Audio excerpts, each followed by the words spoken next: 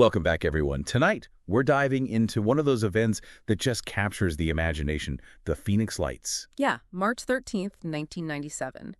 A date etched in UFO lore. Thousands of people across Arizona and Nevada reported seeing, well, something unusual in the sky. Something they couldn't explain. And it's not just a handful of folks, right? We're talking a massive number of eyewitnesses. Exactly.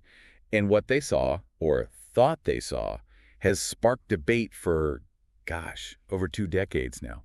So tonight, we're going to try to untangle this. We're going to lay out the timeline. We'll dig into those key eyewitness accounts. We'll look at what the officials had to say, and yeah, we're going to unwade into those points of contention. Yeah. Because there are quite a few.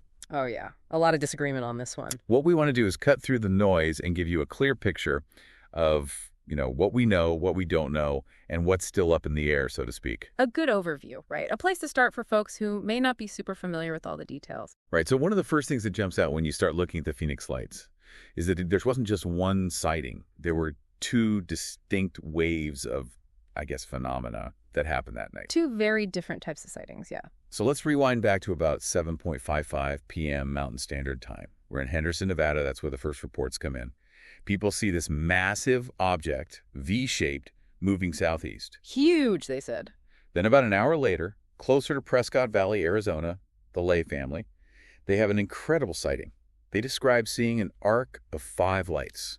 Wait, an arc that turns into a V? Yeah, it initially forms this upside-down V, and then, get this, it shifts into a perfect 60-degree angle, still with those 5 lights. A precise formation, like a carpenter's square, almost. And they're saying this thing was enormous. Yeah. Like they compared it to a Boeing 747, or even bigger. Wow, that's big. Flying silently at an altitude of just 100 to 150 feet, according to them. And it passed directly overhead, heading towards Phoenix. The Lay's account, it's so detailed. And what's interesting is, it's not the only one? You've got other reports that line up with theirs. And then you have Kurt Russell. Yeah, that Kurt Russell. No way, the actor. The actor. He was actually piloting a plane that night and reported seeing 6 V-shaped lights to air traffic control. Now, this isn't just some random guy off the street. Right, he's a pilot. He knows what he's looking at. Knows the sky. Adds a layer of credibility. Absolutely. And then you got former Arizona Governor Fife Symington. Initially, he kind of poked fun at the whole thing. Like dismissed it. But years later, he comes out and admits that he saw something that night. And I'm quoting him here, something otherworldly, that he was certain was not military flares. Okay, so a former governor, a pilot, and countless everyday people all seeing this V-shaped thing. That's going to make you wonder what was going on. Right. But hold on, we've got that second wave of sightings to get to. These happened around 10 p.m. that same night. But this time we're closer to Phoenix, near the Sierra Estrella Mountains. So a few hours after the V formation. People start reporting these bright lights, a whole row of them. Some people say they were hovering, others say they were slowly descending. This is where things get a little messy. Because the official explanation for these lights, it's that they were flares. Military flares. Yeah, specifically LUU-2BB illumination flares, apparently dropped by A-10 Warthog jets during a training exercise at the Barry M. Goldwater Air Force Range. So flares. Super bright, slow-falling lights. Makes sense, right? Well, not so fast. Because a lot of those eyewitnesses, they disagree. They don't think it was flares. They say those lights lasted way too long for flares. They also say there weren't any smoke trails, which you would typically expect from flares, and the formation, it was too stable. Flares, they tend to drift. These were in a pretty fixed line. Interesting. There was even a commercial airline pilot who saw them and flat out said those were not flares. He knew what flares looked like, and he was convinced these weren't it. Okay, so right there we've got some conflicting information.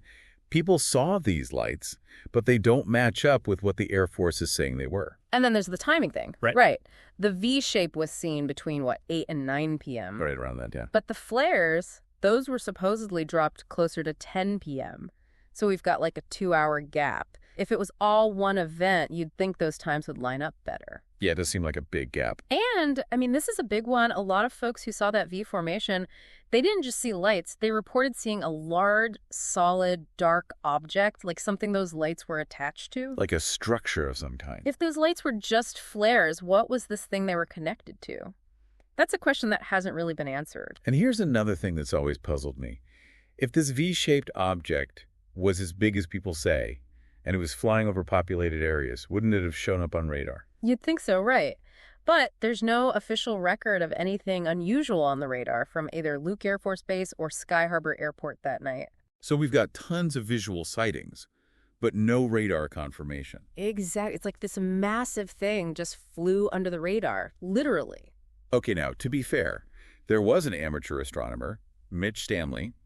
He was out there that night, and he did identify some high-altitude lights as airplanes. So some of the lights people saw, they might have had a perfectly ordinary explanation. But that doesn't account for the main event, the V-shaped object that so many people saw earlier in the evening. Yeah, that remains the big mystery. And I think that's why this case, it just won't go away. There's still so much we don't know. You've got the anniversary events every year in Phoenix. You've got documentaries popping up all the time. People are still searching for answers. And I think it's important to note there was this huge outpouring of reports, people coming forward, sharing their experiences. This was before social media really took off, so it wasn't as easy for information to spread. Yeah, these were people calling into radio stations, talking to newspapers, reaching out to UFO organizations.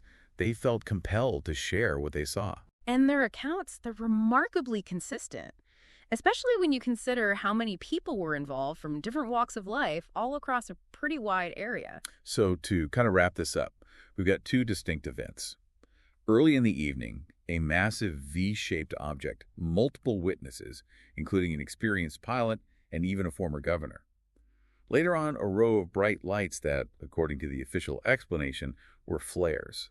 But the eyewitness accounts, they don't really line up with that explanation. Right, and that discrepancy, it hasn't been resolved. And then you have that lack of radar data for the V-shaped object and the question of what that solid, dark structure was that people reported. So yeah, we've laid out the facts, or at least what we know.